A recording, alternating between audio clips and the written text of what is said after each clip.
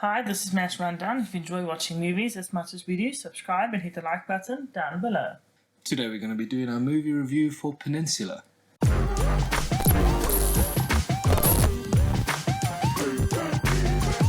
Peninsula was directed by Yung Sang-ho. The same person who directed Train to Busan.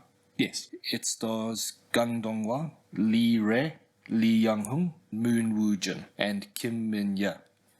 So Peninsula, it's not really a sequel to Train to Busan, but in some ways it feels like a sequel because they're using the same storyline. It's really looking at the post-apocalyptic effects of the Korean peninsula after what happened in the first movie. So it doesn't really look at the same characters. The movie follows one main character in particular, and it's a soldier who had escaped the outbreak initially and had gone to another country, but he returns to the Korean peninsula for a final mission, and he meets a whole bunch of people on the way. Some people are really good, like the one family that he gets very attached to, whereas some people are more Mad Max kind of feel, so they're really the villains, and they've basically lost a lot of their own humanity in the process. The zombies, however, they're present, but they're not as integral to the story as what they were in the first movie.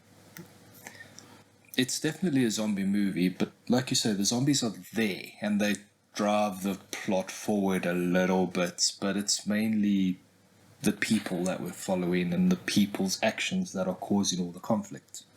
Yeah. I think just as far as themes go, there wasn't that many. I think one of the main themes was a sense of redemption, especially for the main character, because obviously he loses a lot of loved ones during the outbreak and his journey to the new country, and even on his journey back to complete his mission.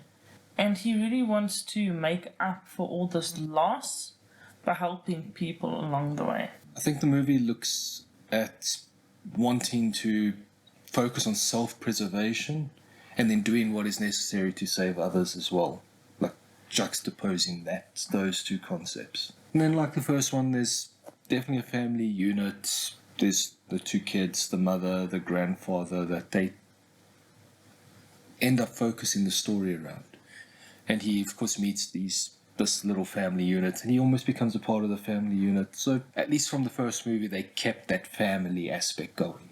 That takes us to the good.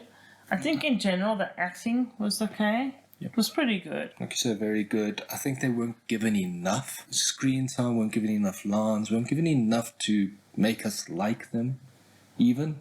Because I did kind of relate to a couple of the characters, but not like I did in the first movie, not like that heavy, I really care about what happens to these characters. This one was a little bit, yeah, I want them to survive, but I mean, they've only been on screen for a little bit, so yeah. Yeah. It was definitely not as heart-wrenching Yes. as the first movie. I think the kids did a really good job, and I liked the kids quite a lot.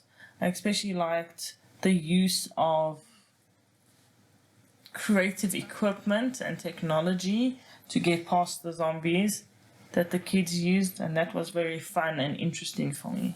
Another thing I really did like is the zombies were used as weapons almost throughout the movie. So it wasn't so much like they were just there and suddenly attacked.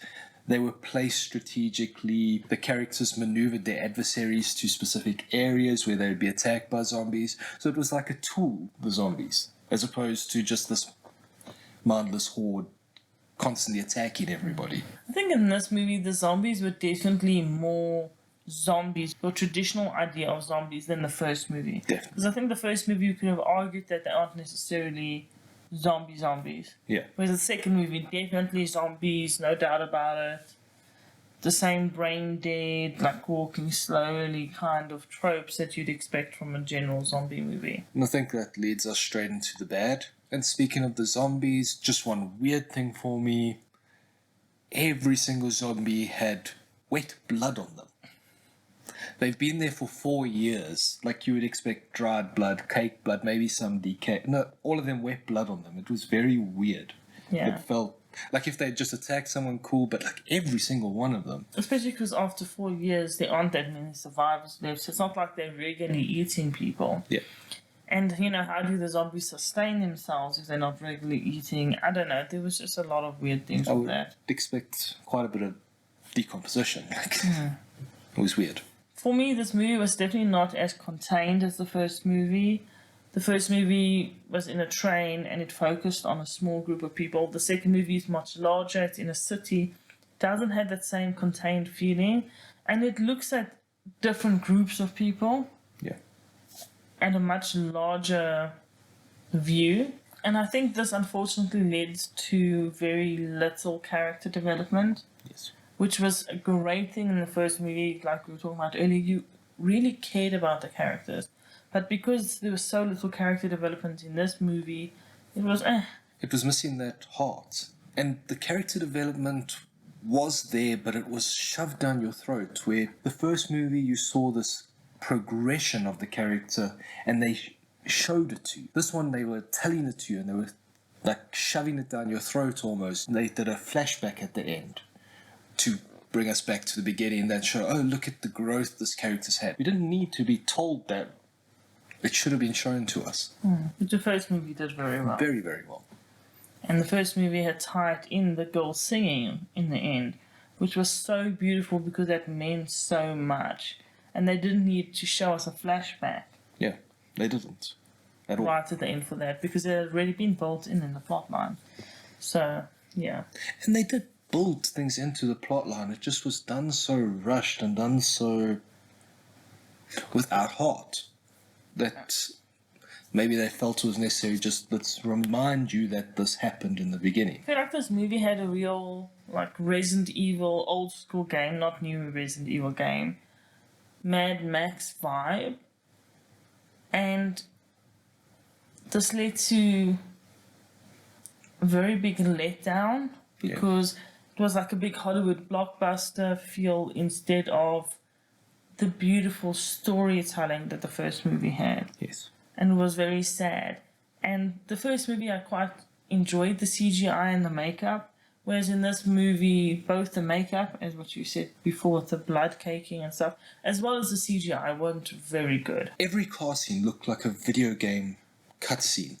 And yeah, I get you need to use CGI for some of these scenes, but it was so blatantly CGI. The physics were wrong, it looked wrong, it looked unnatural.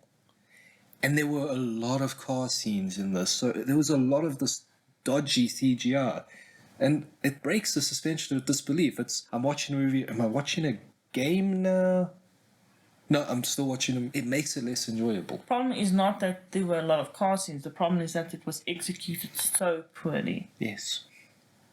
That it really felt like a game that's more than 10 years old, instead of our modern games that we have now with amazing storytelling and movie cutscenes. There were a lot of scenes as well that looked like they went out of their way to make it look like a video game. Which, it followed the plotline of a good video game, actually. It could have been a good game, that. And people would have probably raved about it and, oh, that's so great. But it wasn't a good movie. I wouldn't say it wasn't a good movie, it was a fine movie. It wasn't bad. It wasn't a good movie if you consider that Train to Busan is tagged onto the title. Yeah. And that's unfortunately the perspective we have. We look at it from a Train to Busan perspective, and it doesn't measure up. And it's not good. So just based off expectation, it was a bit of a letdown for me. And that made it not a good movie for me. But only because you're comparing it to the first one. Yes, because they attached the name to it. Because it was by the same director, I expected a lot more from it. I think he tried to go too much Hollywood, too much mainstream, and he lost the heart. Yes. I think I definitely nailed it on the head when we watched the trailer, because I did say it looks like a video game. Yes. And I agree with you. I think if they had made this movie into a video game, it would have been pretty cool. Overall, I really feel like the heart of the movie was lost because the director wanted to go too mainstream, and it felt like a general zombie Hollywood movie instead of the beautiful Korean movie of the first one, Yeah. Train to Busan. And what made that movie great was really lost. But overall, it was a fine zombie movie for me. If it was standalone without the name attached, it was fine. Barring the dodgy CGI, yeah, it was a good zombie movie. And that's exactly what you expect from a zombie movie. It falls in completely with all the others. Doesn't stand out.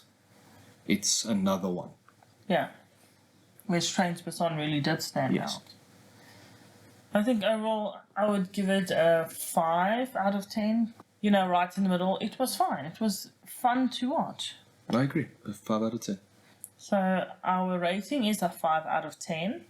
I think people who enjoy general action movies, zombie movies, will enjoy this movie, especially if you go in without the expectation of it being like Train to Busan. Yeah. Just take Peninsula as a movie on its own and try not to compare it too much. Because the comparison really does make the movie feel very disappointing and you walk out feeling let down instead of just sitting and enjoying the movie for being a general zombie movie. Let us know in the comments down below what's your favorite zombie movie. Bye. Later.